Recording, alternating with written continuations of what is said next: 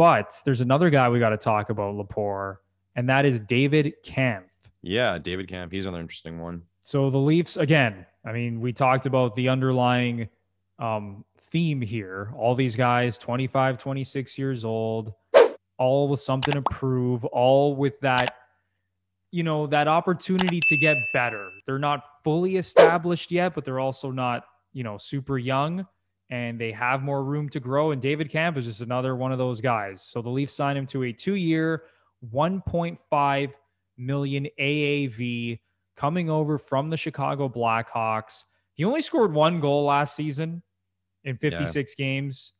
And he's not a guy that's going to put up points. He's not a high octane offensive guy by any means. Like, for example, like Michael Bunting, he's not a high octane offensive guy, and neither is Arkasha and Richie for that matter. But I think all three of those guys have a higher offensive ceiling than David Kampf.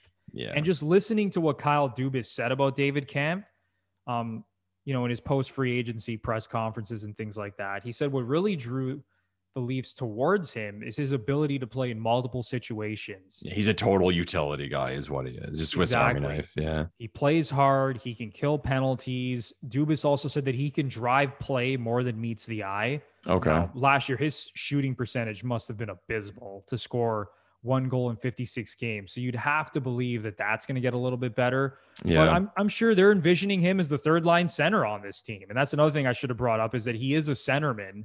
So apparently he's really strong. He's really strong in the face-off circle, they say too. Yeah, good face-off guy as well. So I think he's a stone lock to be one of the bottom 6 centermen on this team.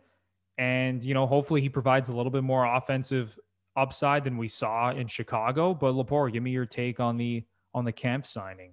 Yeah, again, like total utility guy. Like you mentioned, like the guy doesn't score, but he's like that legit classic depth center in the way that he's good defensively, he's good in the face-off circle. Apparently, he's a very good penalty killer. Again, like it's a cheap deal, and when you're getting to those types of guys down in your lineup, I'm a 100% offense guy. I think offense drives this sport now. So he's the type of guy that you try to get a la cheap. Like I see these contracts going around to guys, and I'm not comparing anyone to David Kampf, better or worse, but you see these contracts going around for certain players who are like responsible or good defensively. It's like, no, when you need that, you can get someone on a cheaper deal. It's the scorers are the guys who get paid. Go spend your money there.